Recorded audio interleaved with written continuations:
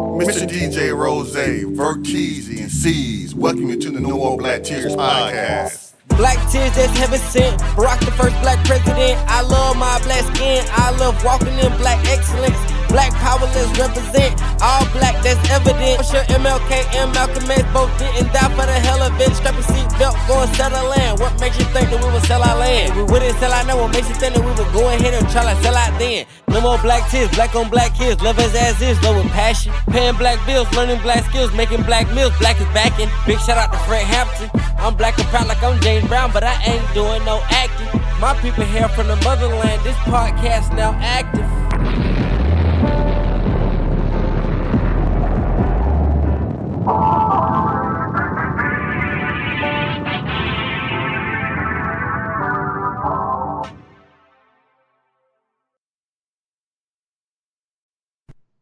No More Black Tears Radio. The podcast is back into effect. You know what I'm saying? Seeds to seeds, man. What's up, man? What's good, people? Verteezy, man. What's up, man? Sure, man. Just chilling, getting ready for Game 3 of the NBA Finals. We tied 1-1. Man, it's been a wonderful Wednesday. So what we getting into, man? It's hot in here, man. Yeah, man. So there's been a lot of noise online. In fact, to be honest, ever since last year when Trump basically won the election about all the stuff he was going to do with ICE, we saw, at the beginning of this year, carrying on through the summer, that ICE has been started deporting people, and we've seen a lot of situations in California, from riots and stuff, from people trying to stop some of the deportation going on, to the point where Trump had to call the National Guard and different parts of the military to protect federal buildings, because people was rioting. C's, can you dive a little bit deeper into that? Yeah, basically, people are rioting because people are. It's not people aren't mad because people are getting deported. It's the numbers that they're doing when they say mass deportation, mass immigration, mass. They're talking about hundreds, 10,000s of people. So I mean, there's probably people getting swept up in the mix that actually have citizenship or got their green card, and they're literally just doing blanket immigrations where it's like, hey, you're Mexican or you're Hispanic, go ahead and deport them. So I mean, that's the big thing. It's not the first time. It seems like it's some shit in LA where they always got big riots. This is not the first time this shit's happened. They called them back in the 60s or the 70s. They had riots. They had them back when Reagan was in there, and then they had them with the Rodney King situation. There's a lot of people just talking shit online on both sides, whether they're Asians, Hispanics, blacks. The main people I seen complaining, honestly, out of the Hispanic community are what we call mestizos, or half indigenous or Indian and Spanish. They're the ones that look like, oh, that's a part of my French, that's a beaner. Like, that's a brown-skinned person that's not white, but they're not black, and they don't quite look Indian either. Some of them do, but they're kind of in that middle phase where it's like, you look at somebody like Canelo and be like, oh, Canelo's Mexican? I thought that was a white boy. Versus somebody like George Lopez.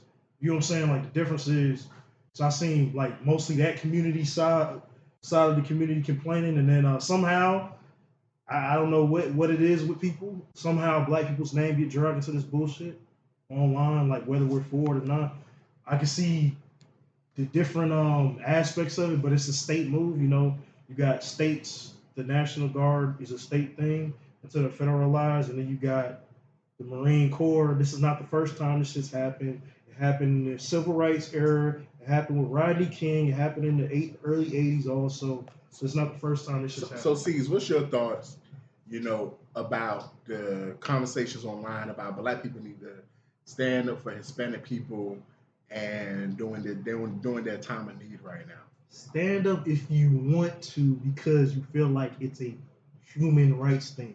Do not be on some bullshit where like, oh, we need to have the black and brown coalition. That shit's not a real fucking thing. Yes, we've come together, but honestly, anybody who's not white's usually in it for themselves.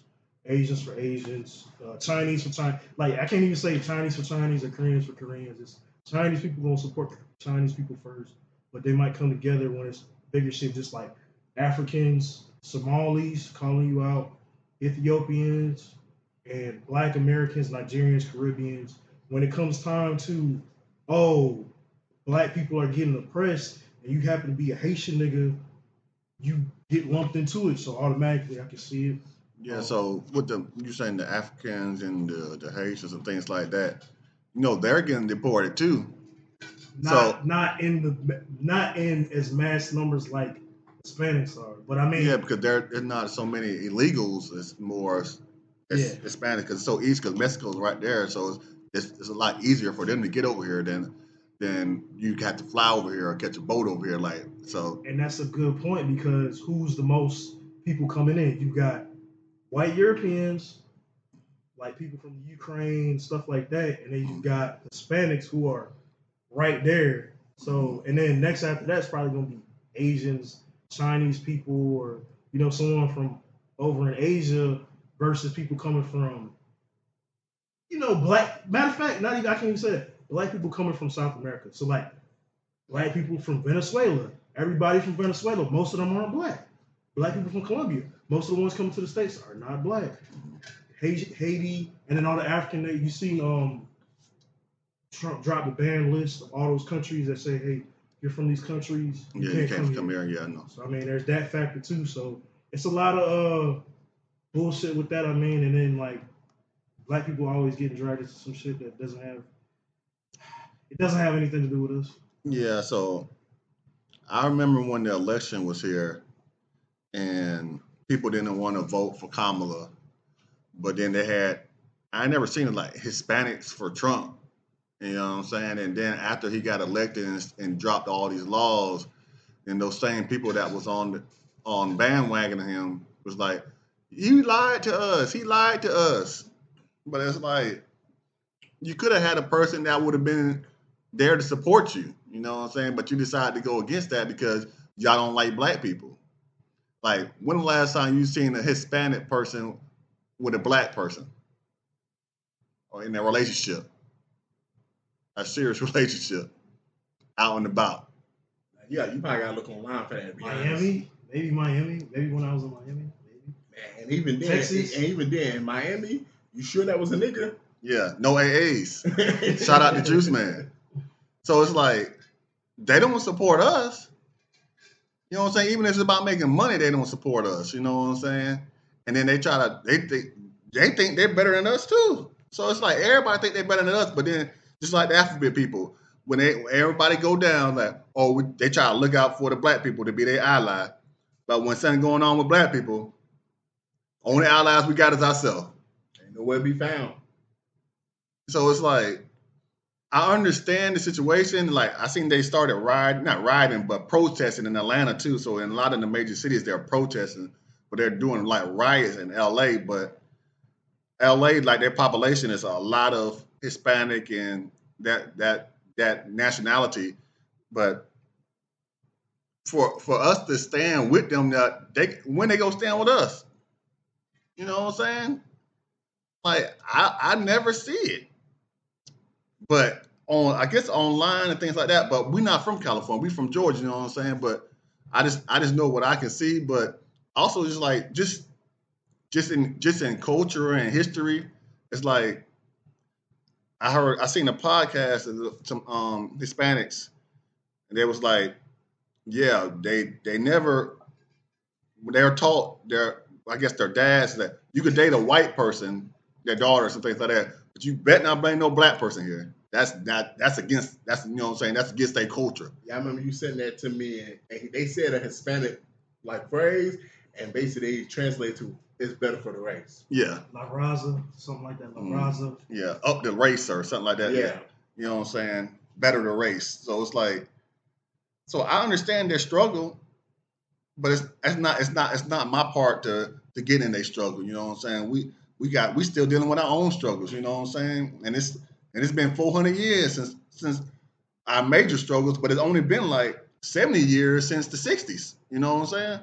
And when we was getting shot with water hoses, where everybody was at then. Now, facts, man. I mean, you both made a lot of good points, man.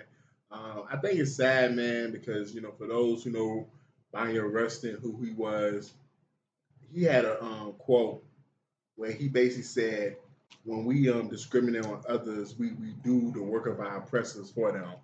Um, and it's sad because you think of someone like Fred Hampton, who people don't even fully even understand why he was murdered. He wasn't even just murdered just because he was trying to galvanize black people.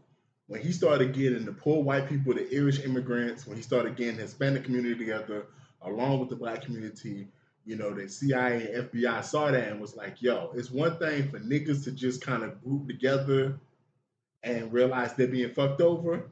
But when all the poor people, regardless of race, religion, and all that other stuff start coming together, that's when you truly have power.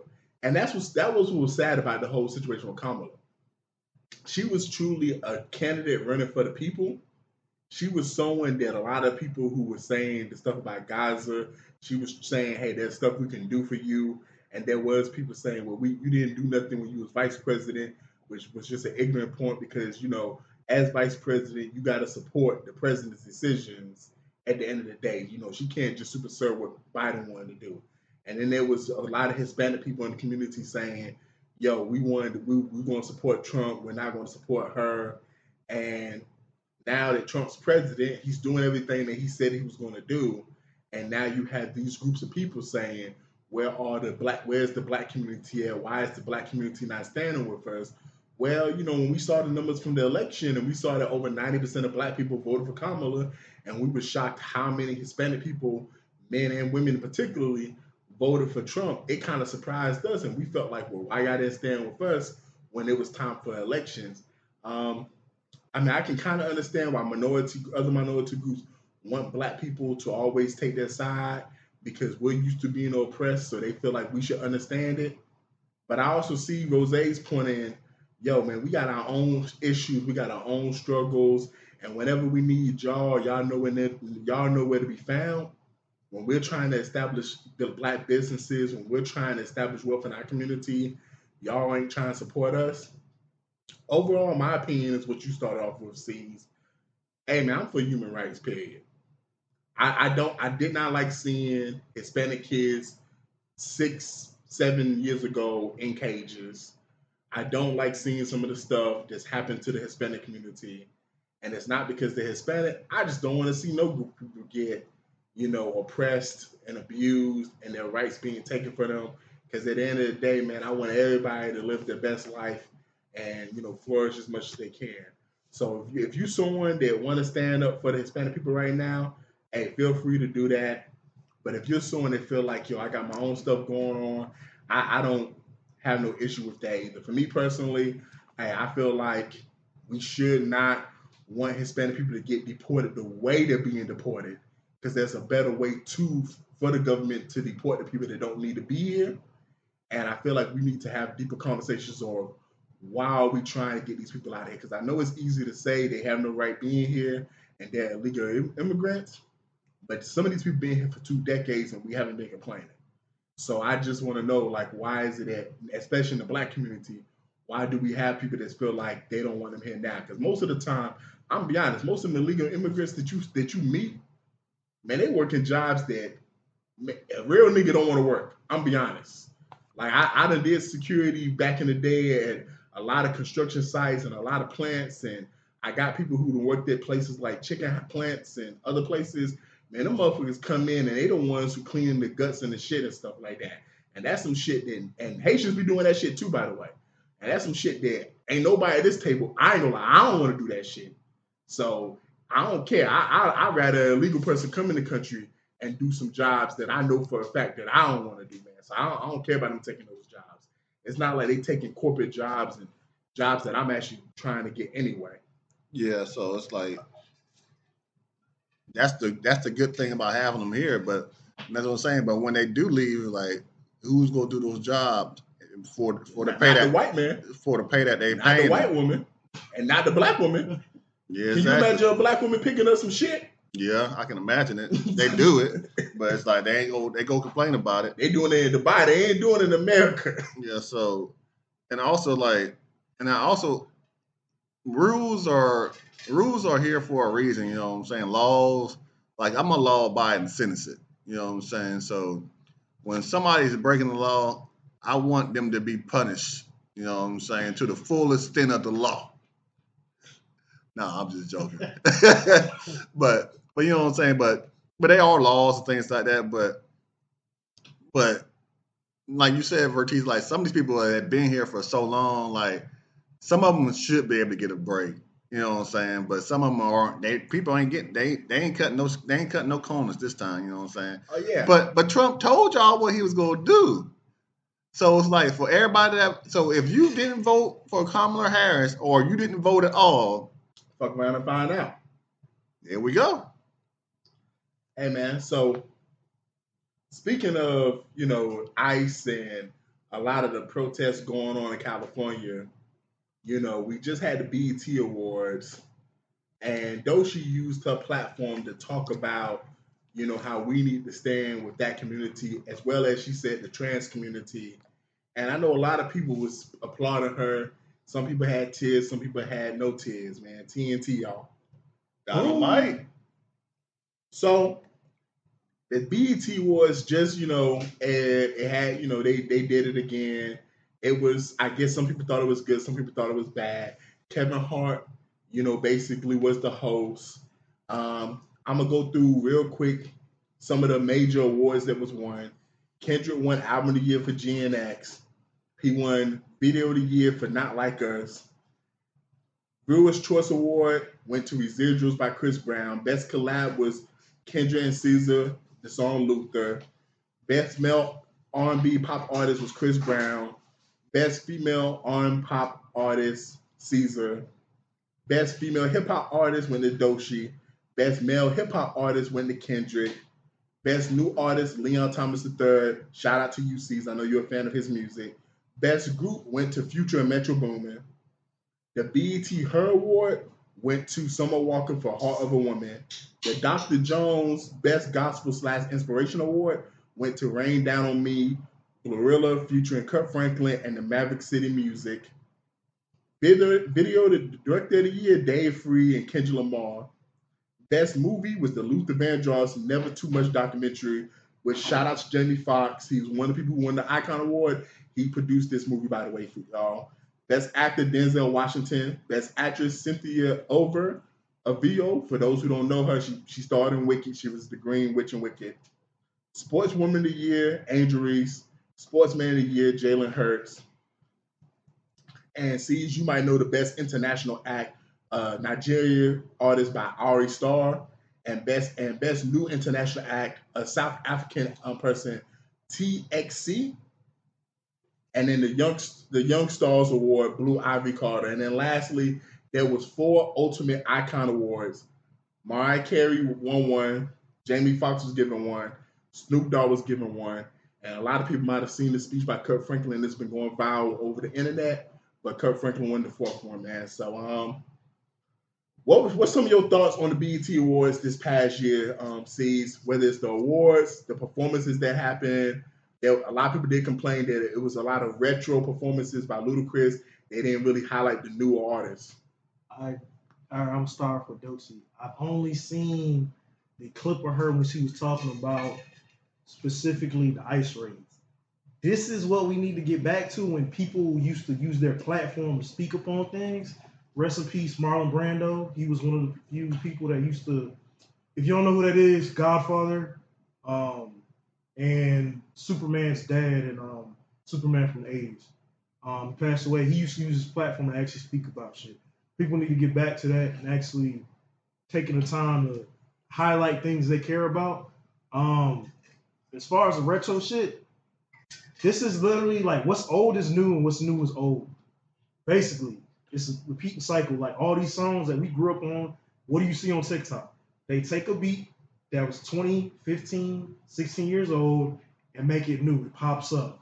So, I mean, this is basically what people been, this is the way shit's gonna go. Like, all this, it seems like the people that grew up on this shit and this newer generation are finally coming together where they actually are appreciating the shit. So it's like a lot of these artists, Jamie Foxx getting love, some love, Ludacris getting some love. I saw T.I. perform, a clip of T.I. performing. Maya was there. Bow Wow Ashanti, performed. Bow Wow, Ashanti. I think the newest artist that performed might have been Glorilla. And so I mean, it's good to see that. You know, a lot of appreciation for a lot of. Matter of fact, Amory was there too. Maya and Amory. But a lot of these old songs are now being shown love. So I mean, it's great for people to be able to have that longevity, and it just goes to show you like the shit was just good music. As far as like the newer shit, Kendrick, it's the way shit's going. Like everybody hypes on the hype train. Kendrick deserves some of those awards, maybe not all of them. It's good to see. He damn sure didn't deserve all them awards. I don't give a fuck what nobody say. There's no way you win Album of the Year, and at the Grammys, Beyonce won Album of the Year, and then at Doechii, which people told me, let me keep it real, when Doechii won Rap Album of the Year, I was one of the few niggas at this table that was like, that bitch didn't deserve that shit. And the people telling me she did. So how did she deserve that Grammy? But then y'all want to tell me Kendrick deserved Best Rap Album. It can't be both now.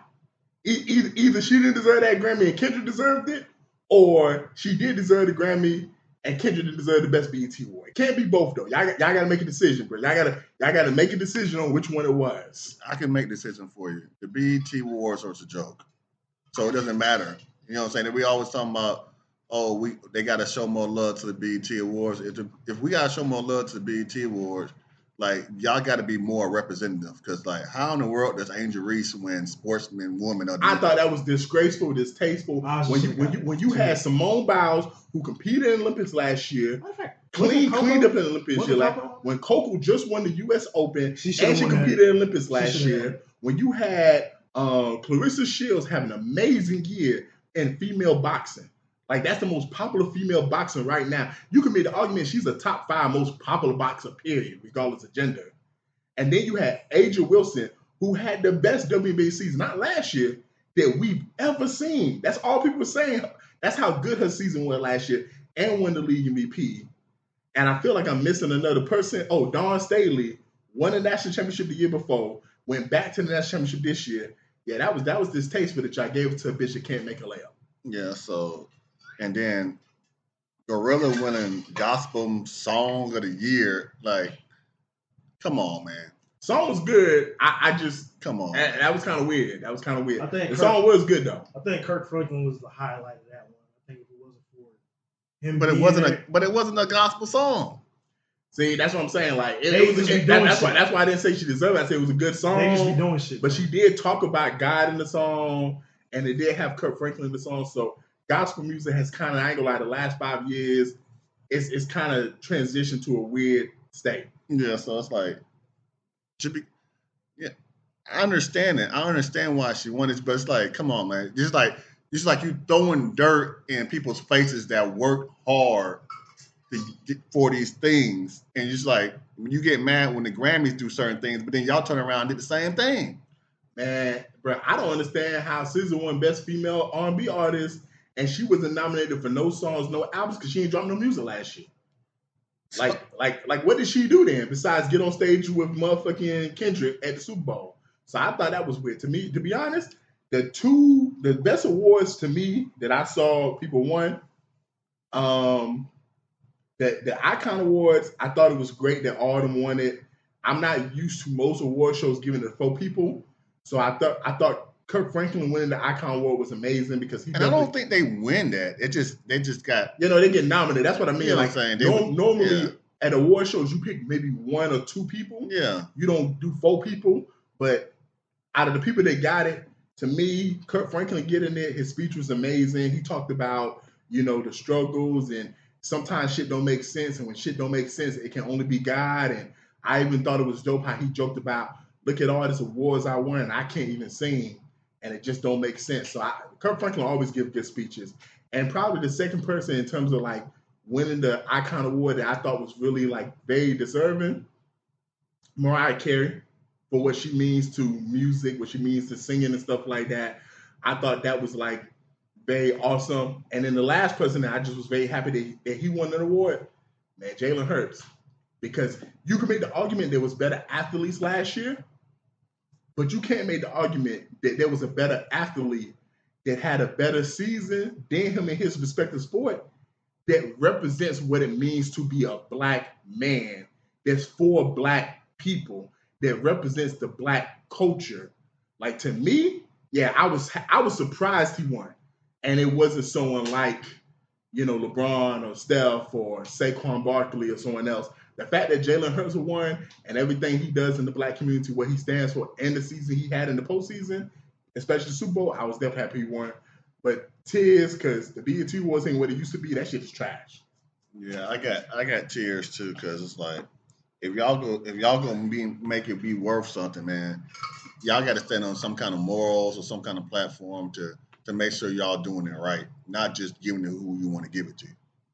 I will say this, at least for the crap, like the retro shit and like newer artists, they did show King George, Leon Thomas perform, got a lot of love. So a lot of the newer artists and people the reason why they had the older artists performing, because wasn't they doing like 106? The Millennial Tour. 106. That's another thing. The Millennial Tour and it's 106 in part reunion. So that's the reason why they had a lot of, because they did announce 106 is doing a episode, like they doing a show with Cam, sports, some kind of sports 106 thing. So did y'all hear that? Nah, I seen Cam announce and shit. But I think Cam Newton 106 in Park is going to have something on BET where they talk about sports. And Cam Newton's hosting it. One thing, where the fuck was AJ? I seen everybody else. Where the fuck was AJ? Roxy wasn't there either though. Roxy and AJ wasn't there. AJ was on his way there. Something he was on the flight. Roxy was somewhere else. But that's what I'm saying. Like, yeah, y'all got to do better. Like, if y'all gonna have a 106 in Park reunion, y'all got to make sure Free there, AJ there, Roxy there. Y'all got to make sure the people there, man. But no, I got no tears. No tears. Yeah, man. What we got going on? So 2 black athletes that wasn't even nominated for Best Athlete of the Year was Shea, the NBA's league MVP, and Tyrese Halliburton, who led the Pacers to the NBA Finals. Speaking of that, we tied 1-1 NBA Finals. We had Tyrese Halliburton hit basically a game-winning shot, game 1, after being down as much by 20. And then we had the Thunder basically cruise to a game 2 victory. And we have game 3 right now in Indiana, man. I know we gave our predictions before the series, y'all, man. Do y'all feel differently about the series right now after the first 2 games? And what impressed you the most and what has disappointed you the most these first 2 games? The first game impressed me. It goes to show how the Pacers can play. But game 2, they came back and it just shows you what the Thunder are capable of doing. It's like, if they don't get a hold of these turnovers and protect the ball, they're literally going to get ran over. Like, the Thunder are just going to run through them. It's shown. We know the Pacers are capable of keeping up with them, but it's these turnovers are killing them, man.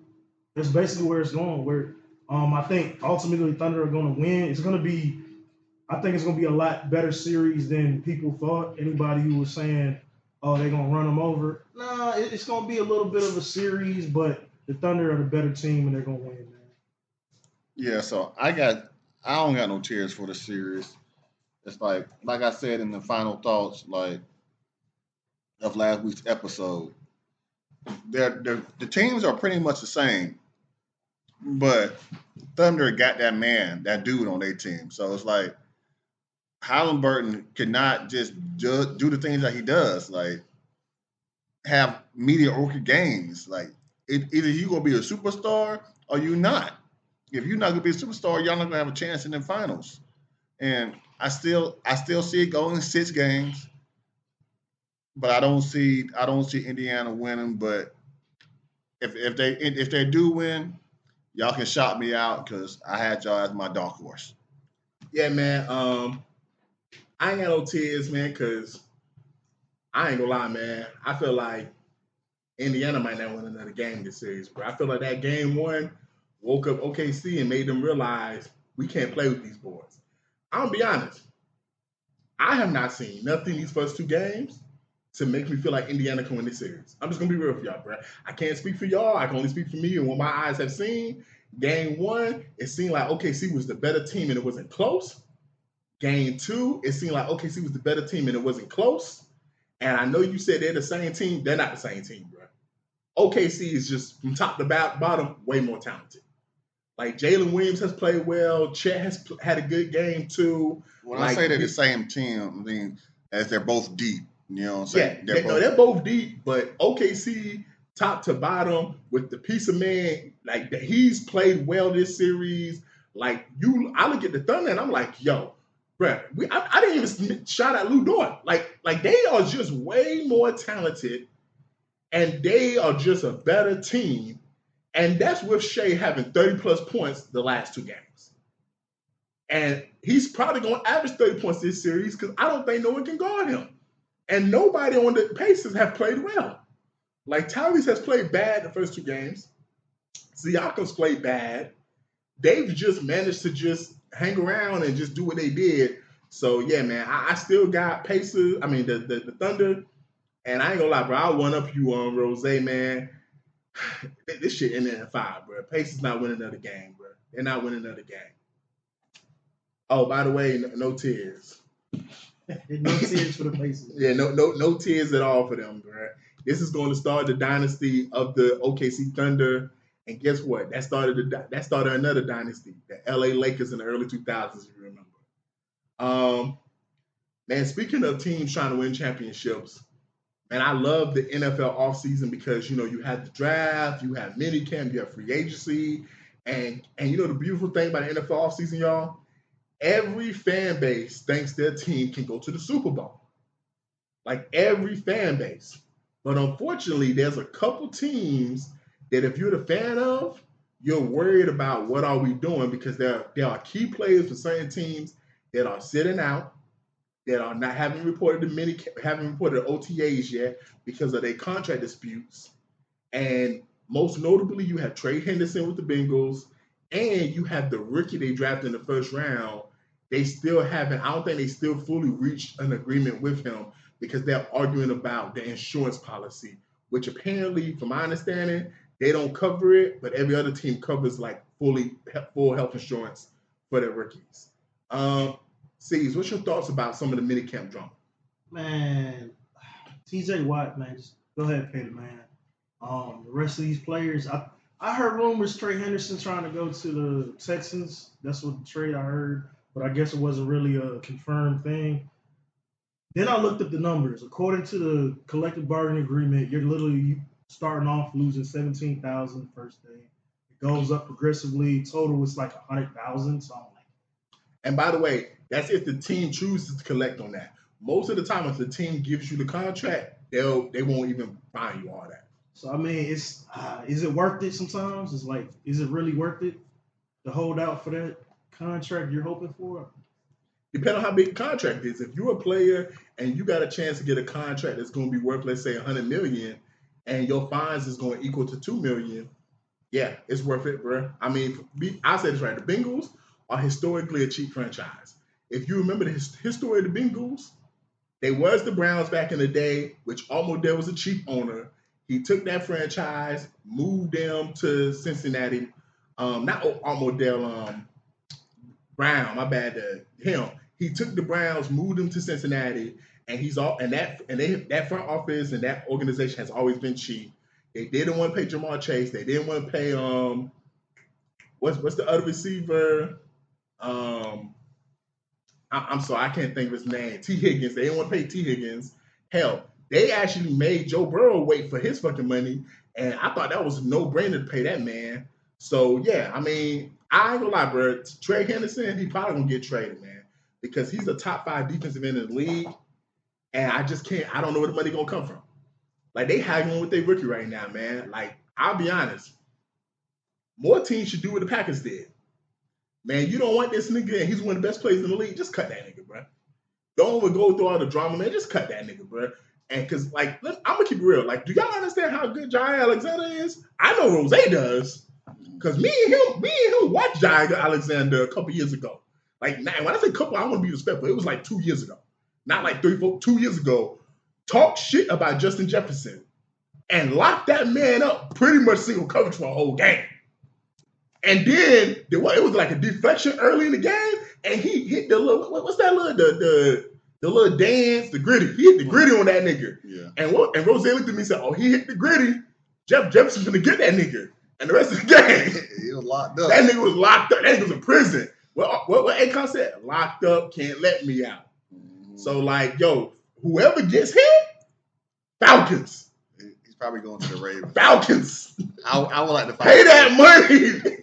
Pay that money. He's probably gonna go to the Ravens. He probably is, man. But yo, whoever gets him, that's gonna be a move right there, man. Because Jair Alexander is a top 5 corner in this game today. Yeah, I think they did a. You know what I'm saying? They did a when they break down the players that he guarded and he locked all of them up, and it was crazy that all of them had. He was hurt last year, but the year before last, he locked. I think it was A.J. Brown was on the list. Justin Jefferson was on the list. And I don't know what the Packers thinking. I don't know. Because y'all mad that there was a game last season that he made himself a captain. Y'all know that was his hometown? That's what he's supposed to do. Yeah, so I think I was thinking about this because I kind of got tears because when you see a person like Terry McLaurin, like, of course, he deserves to get his money. So when I say these things, yes, these people deserve to get their extensions when it's due. But when you got a contract and you sign it, you sign your life away, and you making $18 million, you got to abide by it. It's like, I don't want to come because I ain't making enough money. Come on, man.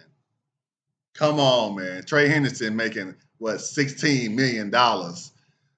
T.J. Watt making $19 million. I just want to say, Trey Henderson still is on his rookie deal. That $16 million is because they opted into his 5th-year extension, right? Yeah. Okay, then. So it's like these players are making, like, they signed this now with their name, they likeness or whatever they want to say. They signed their soul away. They signed the paper to get millions and millions of dollars, but then don't want to sit out and don't. Now, shout out to Jamar Chase. Shout out to him. Shout out to CeeDee Lamb, too. Because they sat out last year to get their money. They got paid, and they showed up. They did. But that doesn't happen all the time. Now, you get niggas like Brennan Ook. That's rare that it happens. Like, they showed up and showed out. So now if all these players that's holding out right now is going to show up and show out like they did, everybody should hold out. The only player holding out that I'm okay with him holding out is Trey Henderson for 2 reasons. He's still on his rookie deal. Most of the time, you don't make rookies play the whole contract out. You go ahead and re-sign them that last year. But 2, most importantly, and I'm just gonna be real, and this is no shot on Trey Henderson. Do y'all think he's gonna lead the league in sacks again? Like, no. This is when you're supposed to hold out. Like if think about this, the Bengals fucked up when they didn't pay Jamar Chase because look what he did. This is the time for Trey Henderson to hold out because he might come back this year and only have 9 sacks. So moving on, we talk about a lot of these NFL players that got big contracts, and fortunately, a lot of them got kids. Some of them got like Tyreek Hill. They got like 6, 7 kids with 4, 5 different women, and luckily they don't have to worry about defects, bothering them. Except for Tyreek Hill. Yeah, except for Tyreek Hill when you break in your kids' arms and shit like that. But there was this one black woman who was recording herself while she was in the hospital. She just had her baby, and she was talking about how they was trying to take her newborn away from her, and the reason she gave was because she just had another child that just recently passed away. In the comment section, there was a lot of other people that were saying that it was because the baby was born unhealthy for whatever reason it might have been. And I know Rose was talking about some of the reasons why, about she probably already had some open cases or whatever. What's y'all thoughts on this? Tears or no tears? I got tears because a child's being taken away from their mother, especially a newborn. That initial couple months, really need to be around their mother. But at the same time, it's like you got one child that passed away for whatever reason. Then you also have a kid that's already got taken by the state. So I don't know the details behind why they're trying to take the child away. And then at the end of the day, man, they're literally just trying to do their job. They're not malicious. I don't think they're coming in there being like, "Oh, you're abusing your kids." Like, nah, they seem like they were just trying to do their job, and there's a judge literally has a case on you for so whatever reason. Hey, you need to get a lawyer, get your family, and get that shit taken care of, man. So, I mean, if you're in the wrong, no tears for you. But if you're not wrong, tears. Yeah, man, I don't know too much about what happens in most of these situations, what's common, what's not common. I will say this: if you just had a child who recently passed away, I feel like there should be an investigation to find out what happened necessarily to see if this newborn is safe with you, because we do have to be respectful and understand children cannot really protect themselves for the adults who have them, and there's plenty of situations where adults are abusive to their kids, whether it's on purpose or it's just because it's just neglect or whatever. Um, as far as what the child being born unhealthy, I mean, I did see that as a comment by a black woman, and my only response to that would be, I think there needs to be an investigation on that too. Like, why was the child not born healthy? Like, why? Because like, if you're doing what you're supposed to do, if you're going to the doctor, if you're doing your checkers, if you're taking your prenatal vitamins and all this other stuff, like, yes, things can happen, but it probably needs to be an investigation of why was your child born maybe so many pounds underweight, or maybe with these conditions or whatever, because they need to figure that out before they just send you home with a child that you have to completely take care of 100%, and this child has no ability to take care of themselves. And it's even worse because kids don't speak out on abuse and neglect. A baby that can't even speak, it's not like BFACs can come in the house and ask a newborn, yo, is this person taking care of you properly?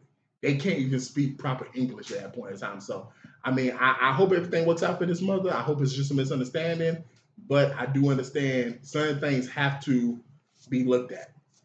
Yeah, I don't have any tears for her because she went online trying to go viral to get people to help her, but she didn't tell the whole story. Like, if you go viral, tell the whole story. Like, how did your child die? Because just recently, 2 weeks ago, in the CSRA in Augusta, to be Pacific, there was a kid, an 18-month-old that police had to come to the house. They found dead because it ingested methadone.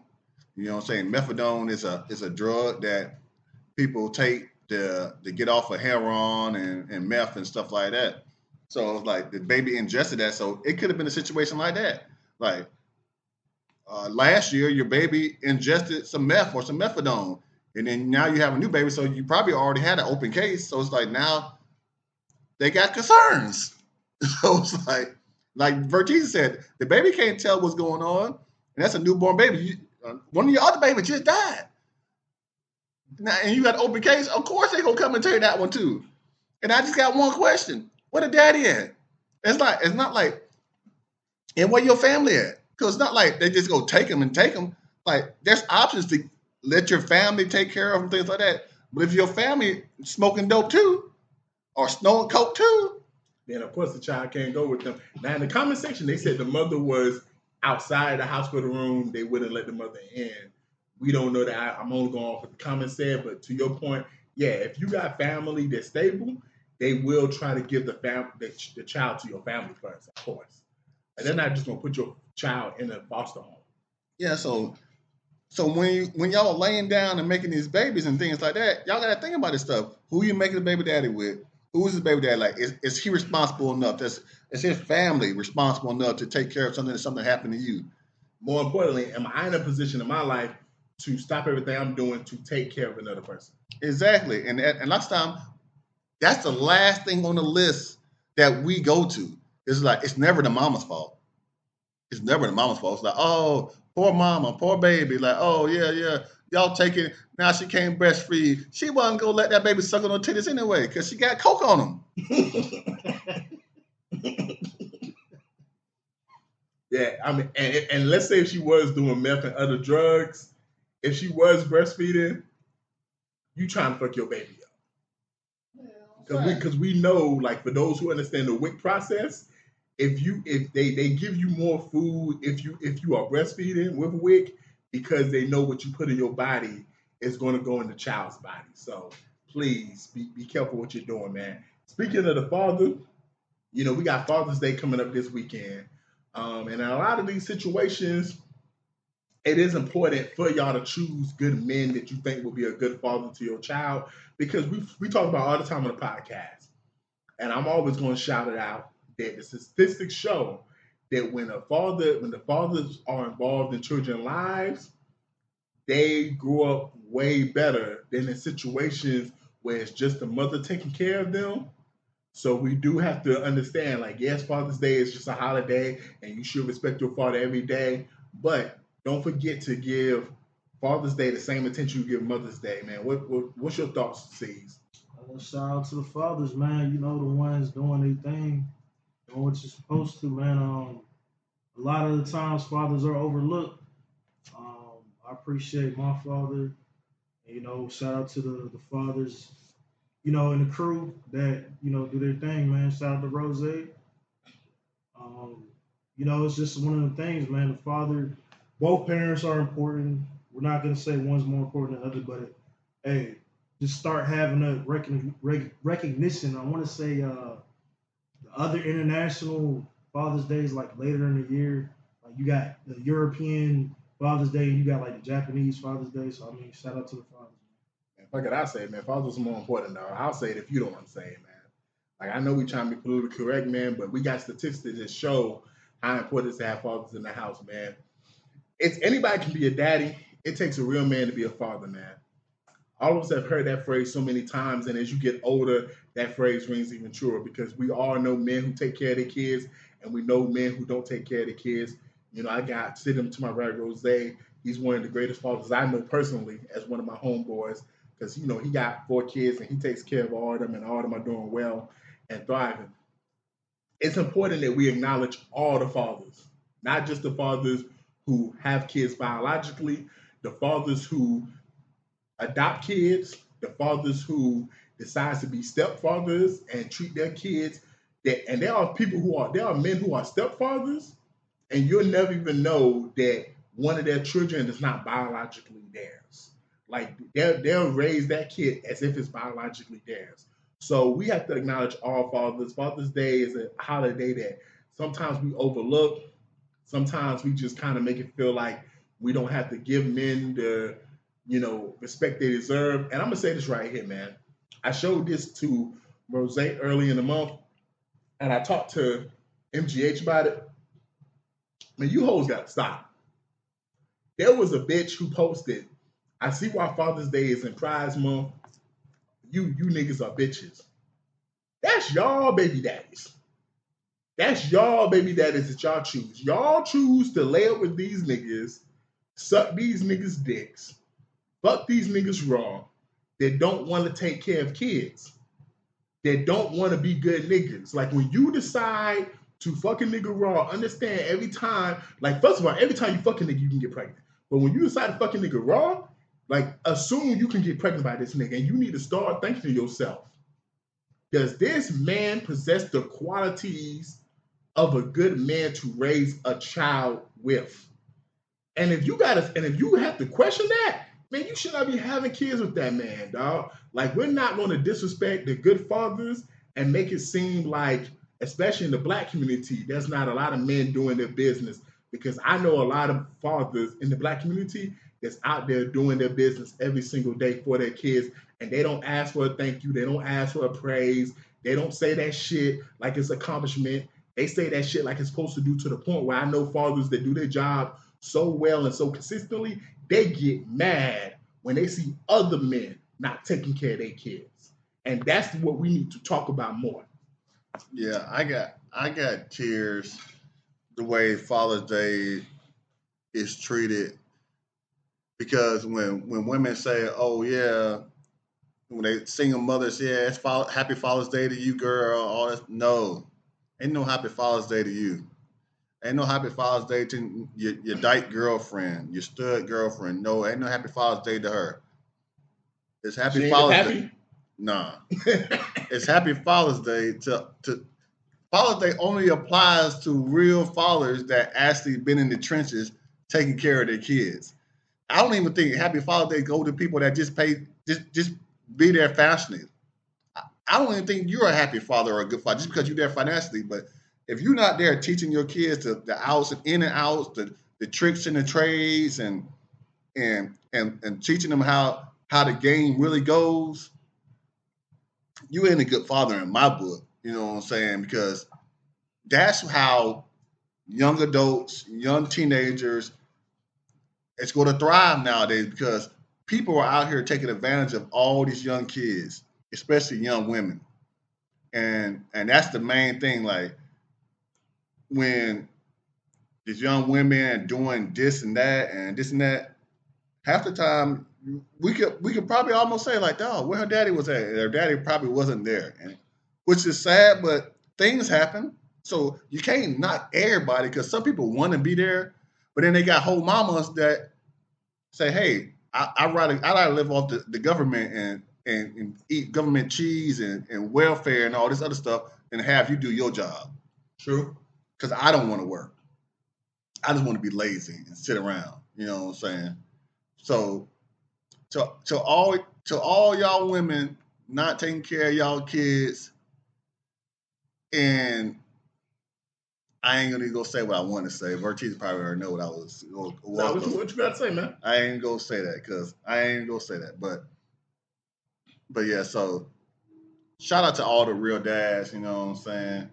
You know what I'm saying? All the pops. You know what I'm saying? All the grandfathers out there doing their thing. Then shout out to MGH. You know what I'm saying? Shout out to his father-in-law. You know what I'm saying? Shout out to Hutch. You know what I'm saying? Shout out to Norm. You know what I'm saying? Shout out to all the guys out there doing their thing. You know what I'm saying? That we know of. You know what I'm saying? Shout out to Miguel. You know what I'm saying? Shout out to, you know what I'm saying?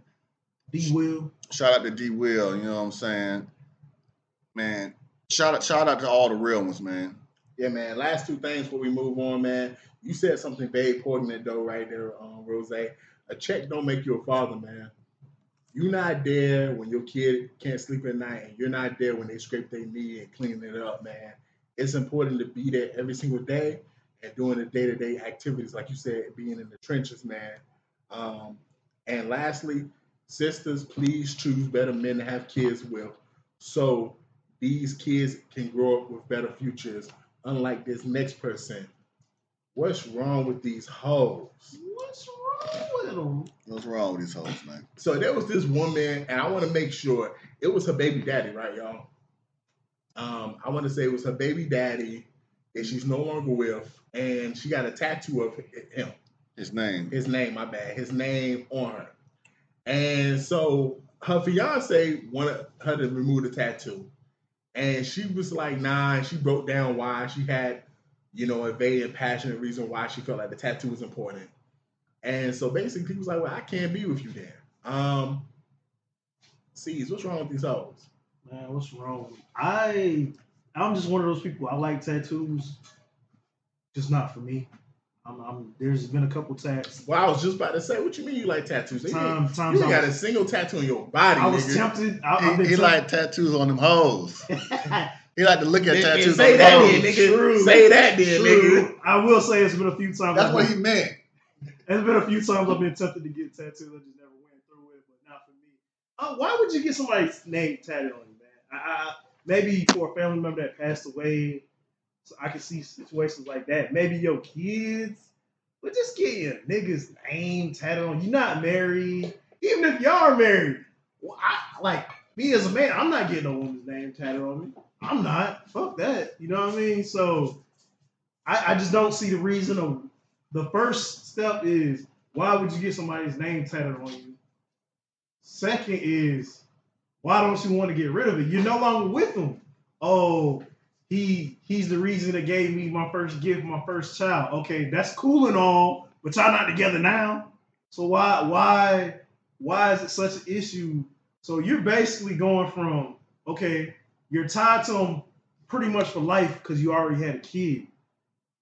Now you want to be represented by him even longer by still having his name still tattooed on you. So you basically not wanting to get rid of that, basically telling me you still got feelings, you still attached to the nigga. So that's putting all types of thoughts to somebody's head. So hey, get that shit covered up or get dropped. That's all I got to say about that. Yeah, man. Only way that the name can stay is the junior. Like if your baby daddy name is Craig and your kid named Craig, you got to add the junior onto it because respect my mind. How am I hit that from behind?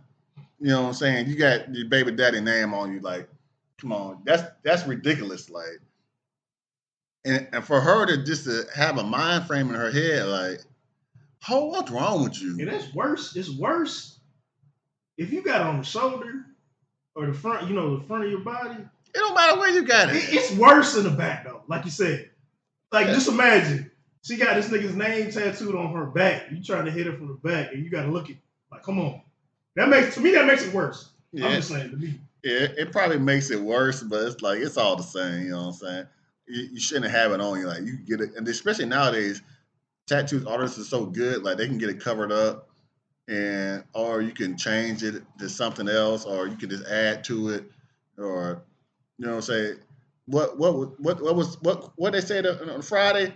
What's wrong, Craig? What did they say? I don't even know. I can't remember. But nah, man, you got to get it. You got to do something, man. Yeah, she the super hoe, man. She a super hoe. Yeah, man, I ain't gonna lie, man. I'm gonna be real, man. It was kind of crazy to me because the excuse she gave was her baby daddy gave her the greatest gift ever, which is a child. Which I mean, I ain't gonna dispute that, man. Children should be gifts, I guess. But that's why it's just to me so hard to even for a man to date a single mother because for most women, now there are hoes out here that just don't give a fuck. But for most women, for you to even carry a child to full term for a man, but there's a love that's there. There's a serious love for that man that you possess to want to carry that man's child. Like a lot of you women want to have certain niggas' babies. Like I had a joke with MGH recently. Like, yo, man, I done nutted in so many of these hoes, bruh, that I know for a fact I probably got some of them pregnant, and they just went ahead and just said, no, I can't have this nigga baby because they just don't want to have a baby with me. And then I just saw them like a year later pop up pregnant with another nigga. Like, that to me, that's a blessing right there, the fact that you don't want to have my baby. Like, but a lot of you hoes, there's a love that you have for some of these niggas. And I've been with, and anybody at the table, if you've been with a woman who truly fucked with you, who truly had feelings for you, bruh, at some point in time, she wanted to have your kid. Like, I done had women that I was fucking with that literally was like, yo, I want to have your baby.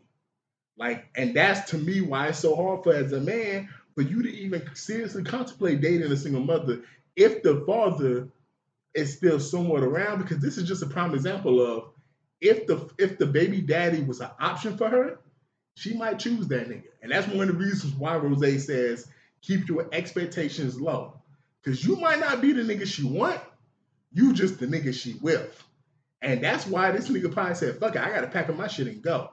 Because at any point in time, if that baby daddy get out of jail, or if he say, you know what, if he hit her up and say, I want to be a family again, yeah, we've heard stories of bitches who are in relationships leave they nigga for the father of their kids because they wanted to work it out, and their excuse be like, well, I think I should just be with him because we already got 1 or 2 kids together and we need to be a family. He want to be a family. Because to Rose's point, yo, bro, you got to respect me. Like, you having this nigga tatted on you is first of all, the kid is already a constant reminder that you was with another man. That's what me and MJH always says. Like, the fact that I got to look at this kid that's not mine, that's already a constant reminder until I get to the point where I look at it as my child, that you are with another man. But then I'm over here trying to make love to you or just fuck or whatever. And depending on where the tattoo at, it might be more visible. So there might be times where it could be on your shoulder and I just see you or whatever when I'm kissing you back of the neck or whatever. Like, the fact that I got to look at this nigga's name and be like, man, well, I can't stand that nigga Dwayne. But I got to see this nigga name like 5 times a day. Yeah, man, you kind of disrespected me, ho, dog. And I ain't gonna lie, man, I respect old buddy for doing what he did because, yeah, there's a lot of bitch-ass niggas that would have stayed And then we would have heard stories like 2-3 years later of, yeah, man, she cheated on me with her baby daddy. And I wouldn't even be sad for you, homie, because she kind of already gave you signs that you was just the nigga she chose at that moment, not the nigga she truly wanted to be with. I would say this. When it comes to baby mama and baby daddy culture, a lot of that stems from people being like broke and not having money. There was a man online in this last topic who talked about, man, we talk about all these different cultures out there, but there's no culture worse than broke culture. And he talked about how, when before he was making the money he's making now, he would be around people that was basically in his same tax bracket, and they would always question certain things he did. Like, they would be like, hey, man, you going to the gym after doing the 12-hour shift? And he'd be like, yeah, I want to work out. And they would respond like, man, we've been working all day, man. It don't make no sense for you to pay $20 for a gym membership. And then he would be like, oh, I'm finna go make some content. And then they would respond like, who you think you is, bro?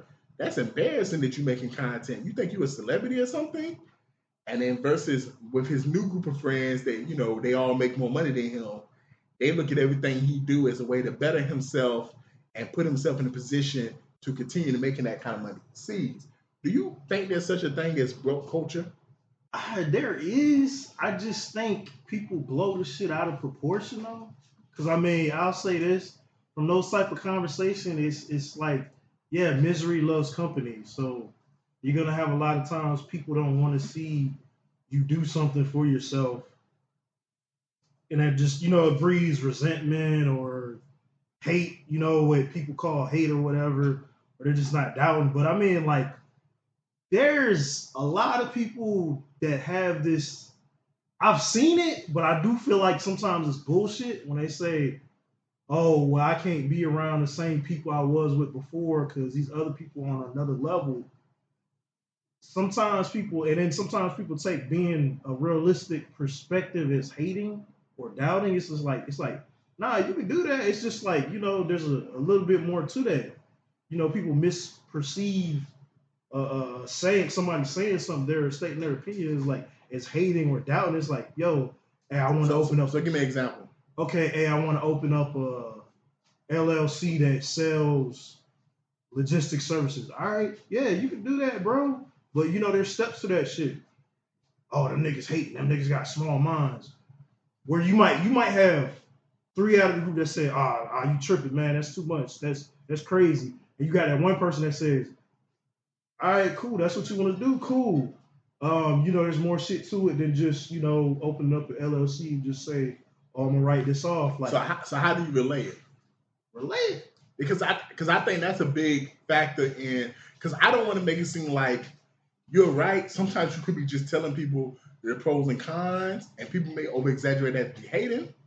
But at the same time, I don't want people to hear that as, yo, just because someone is hating, don't take it as hating. Because are you saying that like, okay, cool, well, have you looked into this? Have you looked into this? Versus, man, that's just a lot of work, dog. Because see, you saying that like that, it's two different things. Without giving the steps, it seems like you discouraging someone from following how they better themselves. It ain't even got to be like that. Sometimes people say that shit like that, and people take it like that. But it's like, nah, it's more to it. All right, look into it. Cool, that's what you want to do. Look into it. But then there's always this talk.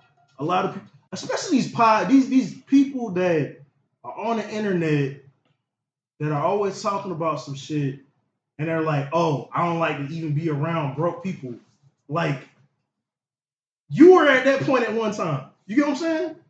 So it's like, now that you're successful now, you downplay anybody that's not at your level anymore. So it's like that same snooty shit that you didn't like when you first were trying to get your foot in the door, you've now became that same creature. You know what I'm saying? That's what I'm saying. Because it goes both ways. It's like broke culture is a thing. It's people. What's the difference between poverty and broke? You know what I'm saying? I think being in poverty is more so like a culture thing, more like an environment. Being broke could just be your situation at this moment. Yeah, like you might just be broke. You might just be broke today, but you could come up like next week Whereas like poverty is more some shit like I Welfare. don't want to say generational, But it's like welfare. yeah, it's more like welfare, Section 8 and stuff like that. Trailer parks. Yeah, that's welfare. That's poverty. Like I make $8,000 a month, and I had a hell of a weekend with some strippers and cocaine. I'm broke right now, nigga. Yeah. But when that check hit Friday, I ain't broke no more. I mean, and then that's the other thing is too, like, as an individual, like, we've all said this before, we say it all the time, you can't do everything with everybody. You know what I'm saying? Like, one group of people, you might be like, hey, I want to do this. They're not with the program. Go to somebody that wants to do that shit. You got to find those outer pockets. Sometimes you got to expand your horizons and do shit differently. You know what I'm saying? I think that's a lot of the rhetoric I hate is the trickle down shit where people get up and then they look down. They're like, oh, y'all niggas ain't on this. Y'all ain't doing this. I agree with that, man. I would have preferred had he used the term poor culture over broke culture. That's my thing. I didn't like the broke culture thing. Because poor culture, like to me, being poor is more of a mindset versus just being broke. Like you know, we've all been broke. You know, we've all had moments where it's like, and I'm talking about in adulthood when you've had good jobs. It's like, yo, I'm fucked up right you know, now. I like expect too much. I just went on a trip and I'm broke right now, so I ain't trying to do shit. Versus you poor nigga, like you gonna be poor for a long ass time, nigga. I think those are two different things. Now I'm gonna take what he said into what he probably meant, which is poor culture. I think you're right, man. Poor culture's fucked up, dog. Because when you're around people that got a certain mentality, especially people that like are poor, a lot of times poor people, and there was this example I've heard someone talk about finances C's, you might have heard it. Imagine you got $3, okay? And this is how you actually are supposed to live your life. The first dollar pays all your bills. The second dollar, you're supposed to then invest it. And then that third dollar, you do your ones. But the problem is, when people get their check, they feel like they deserve to reward themselves. This is poor people now. So what happens is you end up spending $2 on shit you want to do because you get that bottle, you get that weed, you get that Popeyes, 4-piece and a biscuit to reward yourself after working for the white man all fucking week. And now you look up, you got that $1 and you like, damn, I got to pay my bills. You never get to the point of investing. Whether it's you just saving money or whether you investing in a business or whatever, to me, that's a great example of poor culture. Because we are just so, like when you're, like a lot of people that you talk to, they have that mindset, they're not trying to spend money on certain foods. Because they're like, man, I'm not trying to spend, my groceries are $200 right now. I'm not trying to spend $300 to $400 on food that's better for me. But, Rose says all the time, you can find food that's healthy and not expensive, but they don't want to look that deep. They don't want to have to spend an extra hour in the grocery store trying to figure out, oh, I can get this $1, and it's better for me than me getting this bag of chips. They want to just go in there and just grab the stuff that's just easy that they're comfortable with. And I think that's a lot of stuff about people that are poor. You want to do stuff that you're comfortable with. Like you might not want to go to the gym. It's not even about you can't pay the $20 a month. You might not just want to spend an hour a day, working at the gym. You might rather spend that hour a day on your phone, on TikTok, YouTube, or whatever streaming app you have. You might not want to spend 2 hours out of your week, recording a podcast and out there putting something out there where you're showing your creative, resources or whatever. You might rather just be at home just fucking off or whatever. And I'm not saying there's nothing wrong with that. But what I'm saying is, for the people out here actually who have the mindset to better themselves, to grow, to mature, to actually try to make something, they understand I have to use my time and money differently than this other group of people. And this other group of people, they look at you funny when you're trying to use your time and money for activities that are for the betterment of yourself than just to relax. I got 2 examples. All right, so water. A lot of people don't believe in paying for bottled water or whatever.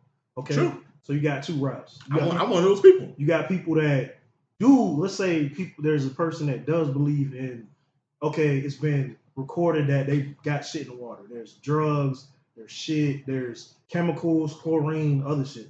All right, I don't want to pay for bottled water. All right, you know how much it's going to cost you to buy bottles of water every year versus you investing the money into maybe, let's say, a $1,500 water system, filtration system, reverse osmosis.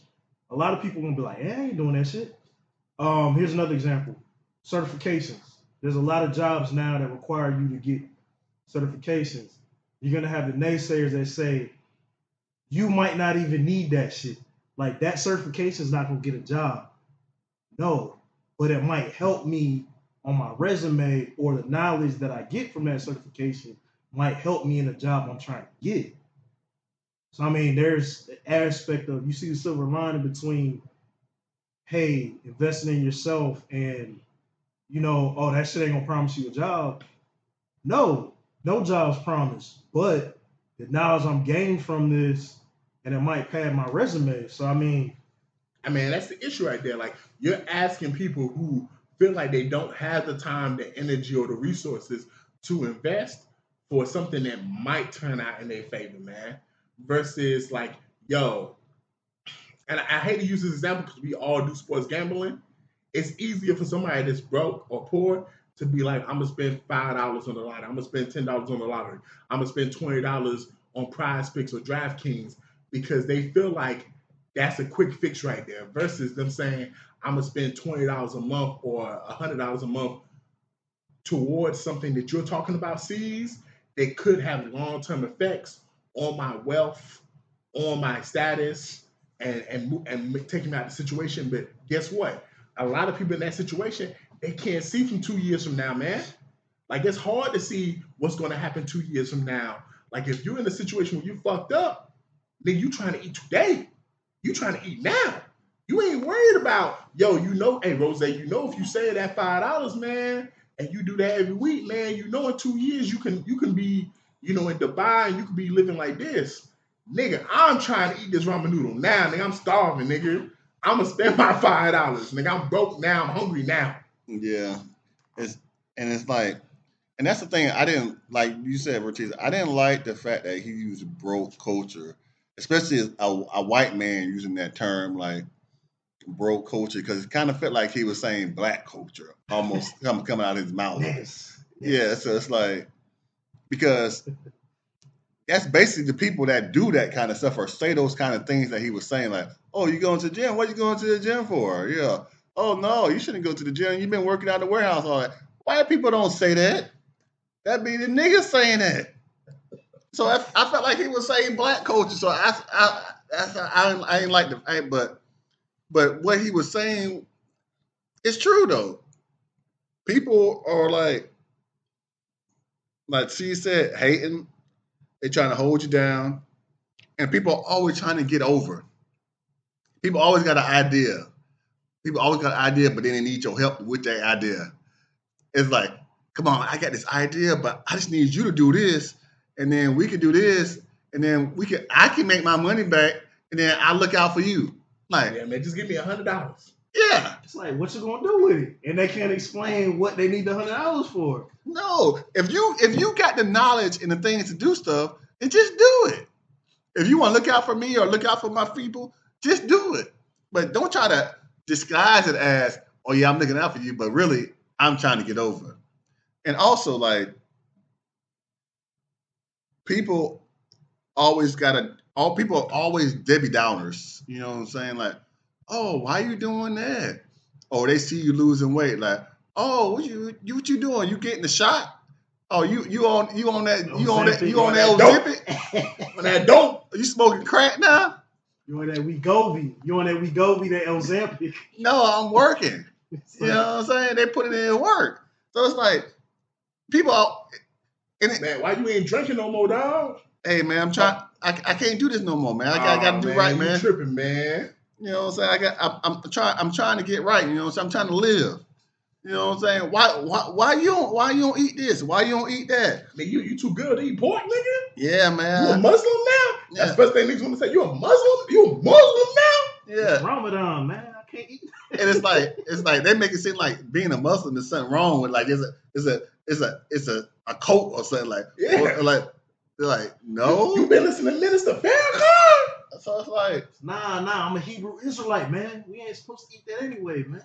so I understand it, and it's true because when you're around people with money, they think differently.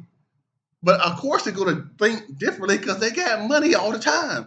Like when people are down and out, so I hate to say the culture, but when people are down and out, they're trying to survive. They're in survival mode. So lots of time, and I'm not talking about the haters, but sometimes people are just trying to survive. You know what I'm saying? They know they got to do this, they got to do this, they got to do that. Like so, they don't have time to do certain things because they might be working 2 jobs. Yep, facts.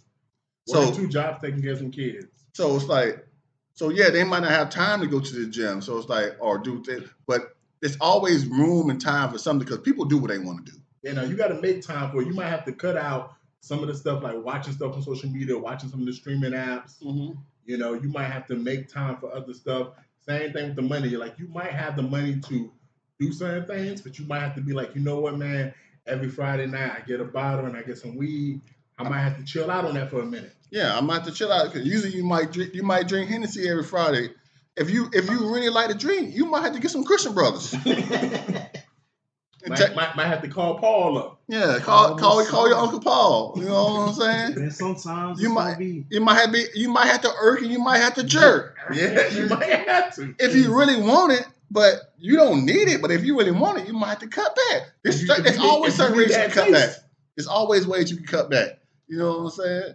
So, but when drugs are involved, ain't no cutting. You got to cut it all the way off. Yeah. But I always hate when I say with drugs are involved. Alcohol is a drug, but it's a hard drug. It's a cheaper drug than all the other stuff. It's a hard drug. Like and then when you get to fast food, for example, man, sometimes you might just be like, I got food in the refrigerator. Let me just cook, bro. Yes. Or not eat at all. Because you only got to eat one time a day. I'm a faithful fan of, hey, we got food at home. As a kid, I used to get mad sometimes and be like, yo, I want to get McDonald's and this. Like, whatever, nigga, I do that shit all myself all the time. We got food at the house, nigga, what? Hey, let's go out and eat. Nah, man, I got food at the house, man. I just spent $300 on groceries. What I'm going to do? I'm going to let them sit in the fridge and get freezer burn? No. I'm going to cook the food at home where I can get more meals out of this one meal that's like, hey, I wanted some chicken.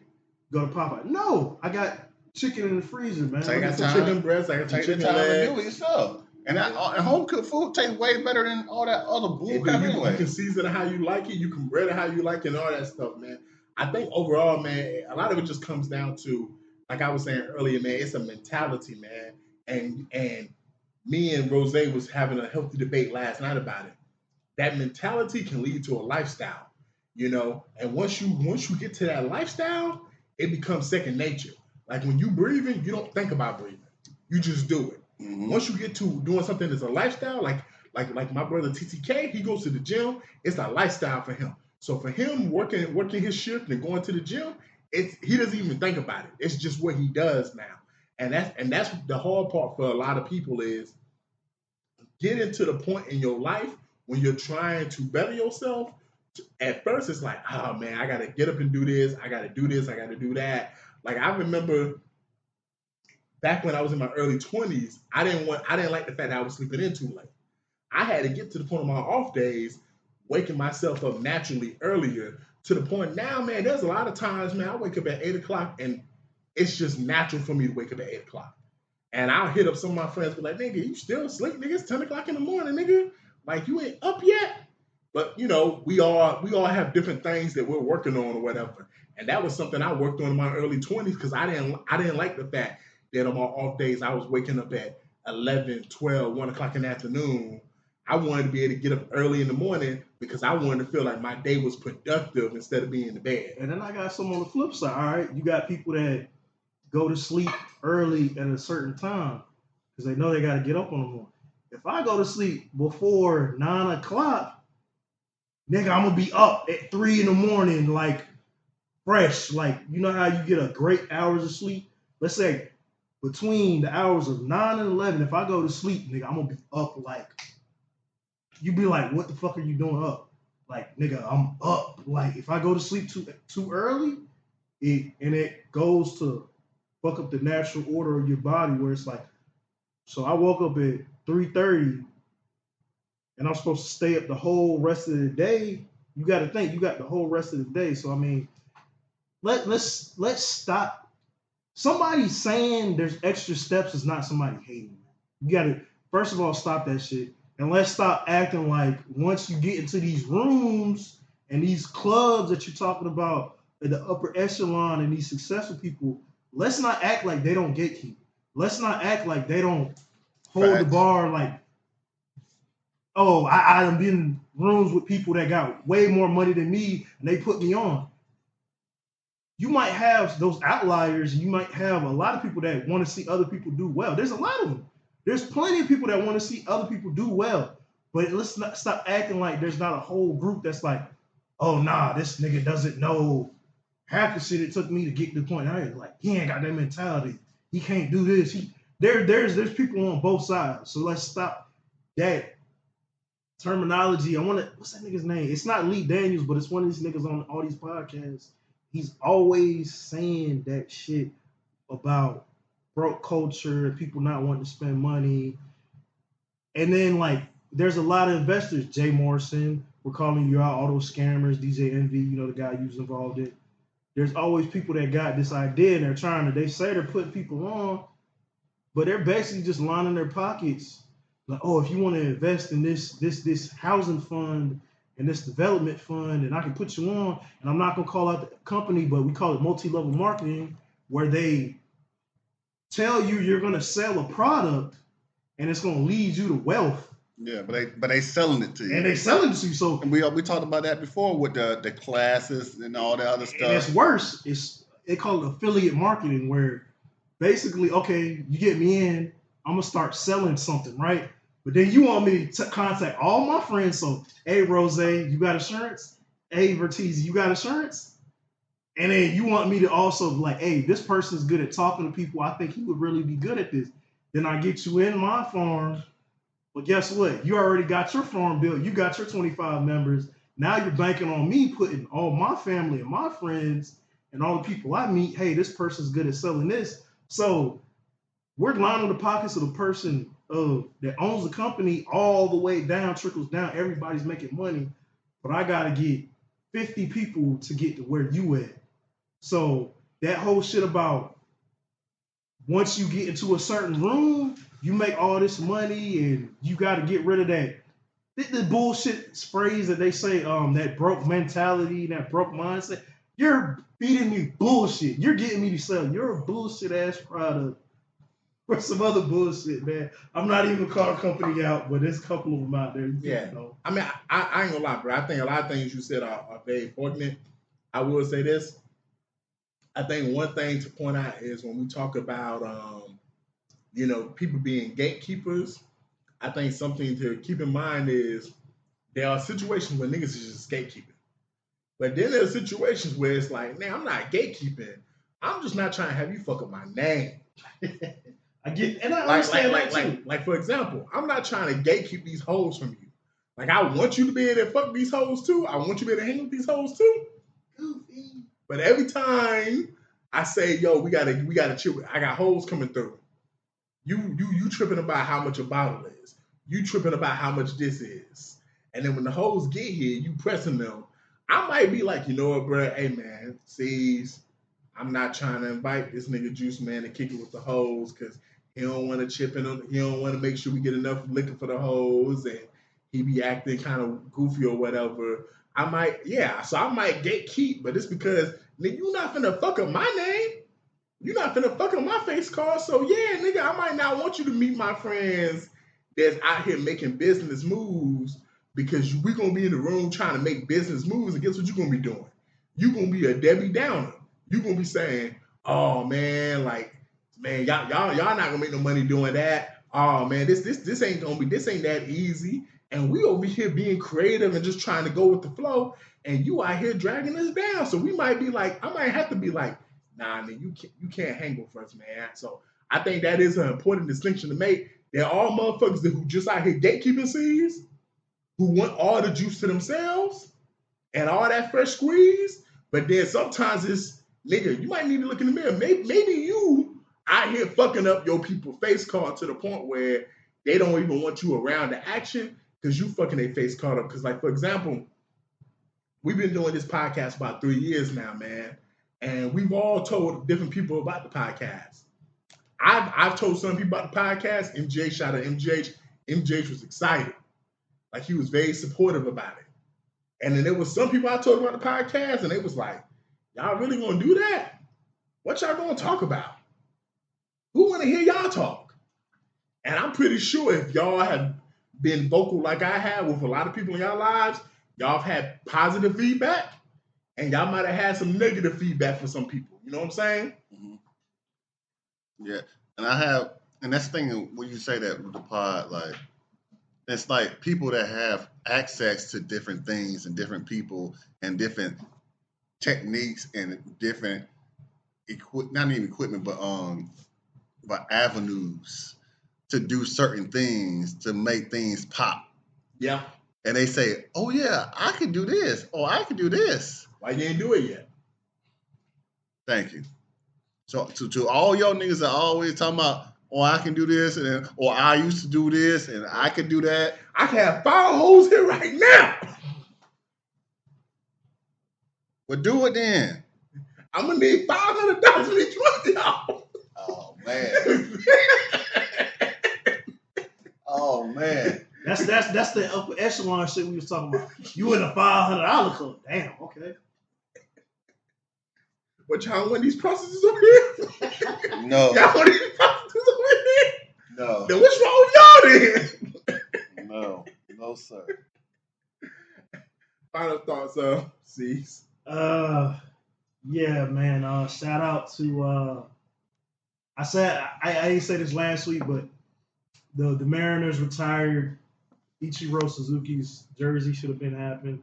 One of my favorite players growing up. And a lineage to the Japanese, baseball greats. Second, Fly, the head singer of Sly Family Stone passed away, man. Go back, do your history. A lot of hip hop samples and a lot of great music just came out of that whole mind. Rest in peace to him, man. Yeah, man. Lil Wayne just dropped his album recently, man. A lot of people said it wasn't good. I haven't listened to it yet. But I do pose a question to everybody. There's a lot of rappers, me and MJ was talking, they drop music so consistently. I asked C's this question on the way over here. Man, Snoop got an album for every 2 years, and I don't hear nobody bash him. LL Cool J dropped the album last year, people bashed it. There's other legends I can name that are dropping music consistently, and nobody's bashing their music. They're not even addressing the music. I just feel like we have to respect the fact that I don't expect a rapper who's been doing it for 20, 25 years to still be peak. Because when I watch LeBron James play, I can't criticize that man. He's in year 22, 23. I don't expect him to still be relevant. But in music, for some reason, we still expect some niggas to be relevant and be able to actually do what they've been doing for like 20, 25 years or whatever. I feel like if some of these GOATs want to drop an album, if Rakim, shout out to Rakim, drops an album today and it's not good, you done did so much for rap, I'm not going to criticize your shit. I'm just going to let your shit be trash and silence, dog. I feel like we need to be criticizing these niggas like Lil Baby, Da Baby, and these niggas who's only been in the rap game for 5 to 8 years. Like, we need to spend time talking about them because I'm be honest, I've heard other rap albums the last 2 years that was garbage. Of these young niggas out here rapping, and ain't nobody gave it the attention that everyone felt the need to give on social media for Lil Wayne's album. Yeah, so my final thoughts, I'm just gonna pick it back off what you just said, because the reason why everybody's saying it was garbage, and some of the songs were garbage, and lots of it was garbage, because he took it from himself to announce like, oh yeah, since I didn't get announced for the Super Bowl, I'm coming out with Carter 6. And we talked about it, and I was like, I ain't had no cheers for that. Now, nobody cares about that. If you want to drop the album, drop the album. Don't be trying to promote it and make it a big thing like, oh, I got something to say the day before the Super Bowl. and then you come out with this trash. He Is deserved it because he did it before the Super Bowl, or is it because he promoted it? Both. Because all these niggas be promoting their album. No, they don't. Not a lot of old school people. They don't promote. LL Cool J promoted his album.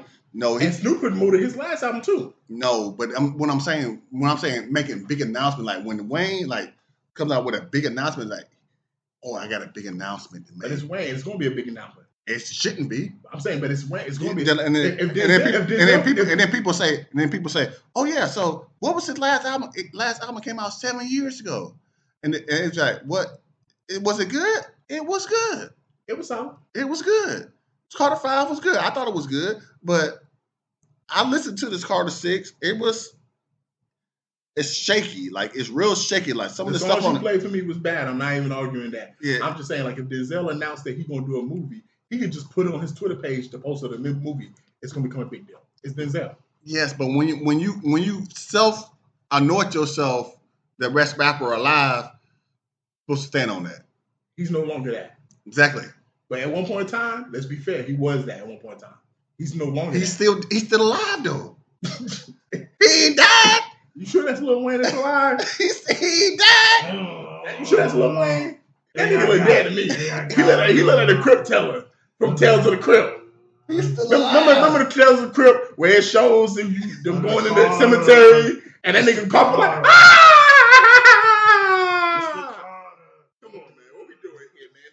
Every Rakim piece. Man, y'all can catch us at the next light, man. We in traffic, man. I'm back quiet.